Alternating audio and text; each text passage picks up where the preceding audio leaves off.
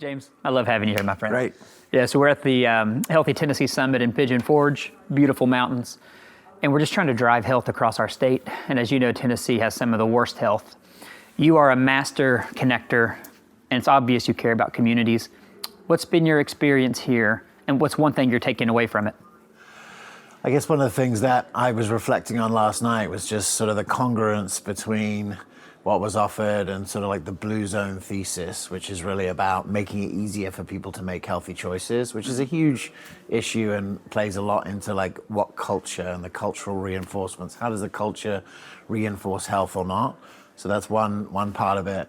And then now what I've been focused on, more is how does the clinical operating system of medicine have to change?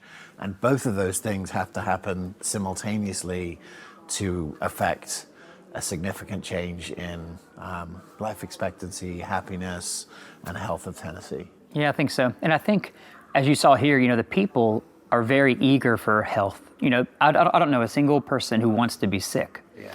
But the problem is the capacity of the medical system isn't there to help them. And you talked a lot about, functional medicine takes a long time, integrative medicine takes a long time to learn. There's very few practitioners. A lot of it's not insurance-based. How can we solve that? How can we bridge that gap?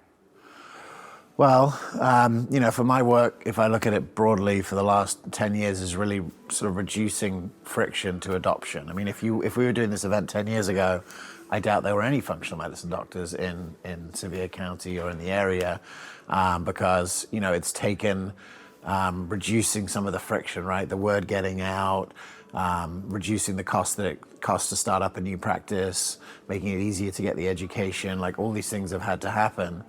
And I think we're just continuing on that journey and sort of looking for points of friction and undoing it. I think practicing a medicine that is hyper individualized through an education program that is lecture based is always, only seems strange when there's some other way to do it. And some of the work that I'm doing right now is to really think about how can we provide a level of, sort of clinical mentorship for individualized medicine, where the mentorship is happening in real time for the doctor so that they can actually like see the thinking and waiting process that's necessary to sort of take a lot of data and make good decisions. So that's something that I think holds a lot of promise.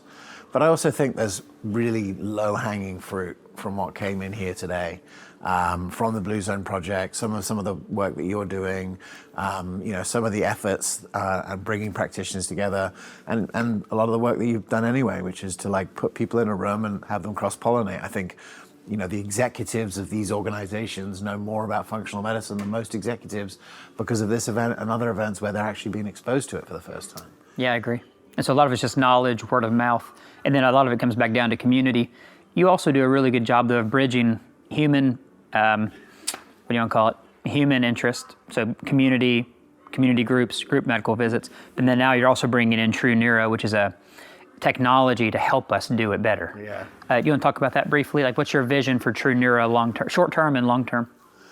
The first year, so I believe that functional medicine has to be the operating system for chronic disease. Like, I really feel like the current medical paradigm is not a fit for chronic disease, and that's why we're seeing that it's not working. And ultimately, in order for that to really scale, it really has to be easy enough for most doctors to do it. And, it has to, there has to be real help with the amount and volume of data that's being generated. Yeah, for each person. For each person. So if you look at the job of the doctor doing functional medicine, you have to take an extensive intake, right, to understand their whole health journey, because a big part of functional medicine is like the timeline and understanding what happened in what order to get us to this moment. Then we have to sort of look at all the lab data and try and see, okay, what's causing what and what is the focus here. Then you have to add in these other labs potentially, you don't have to, but you can, that will help you understand like what some of these root causes, what might be driving the dysfunction here. And then, on top of all of that, you have the kind of people that are going to functional medicine have got an Oura Ring and have got an Apple Watch and want you to do something about it. And that that is unbelievably overwhelming. Yeah, Like, I just think for most doctors, and they give themselves time by doing longer appointments, but there would never be enough time to really think through all of that.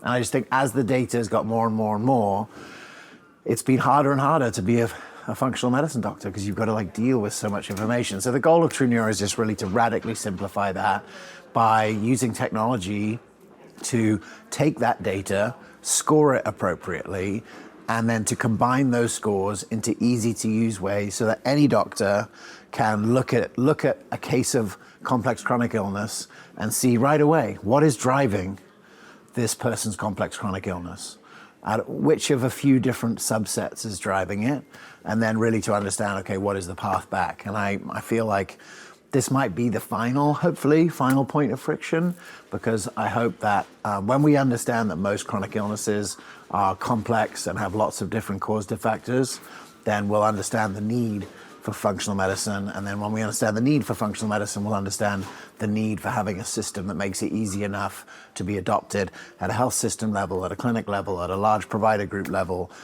so that the vast majority of people in the country can have access to that care. Yeah, I agree.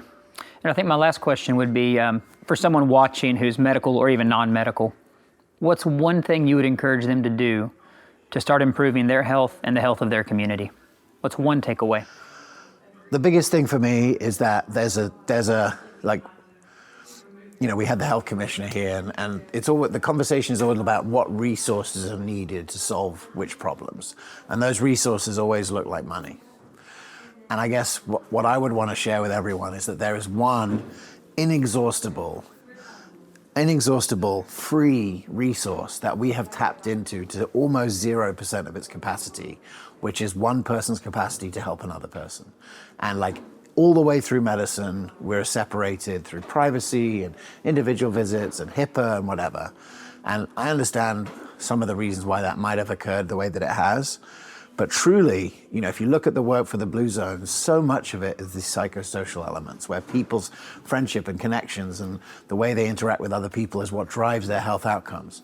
So my takeaway, and what I would encourage anyone who's here, and maybe what they take away, is that find ways to access that value. If someone's had a good success with one of your programs, see if they would be willing to mentor other people.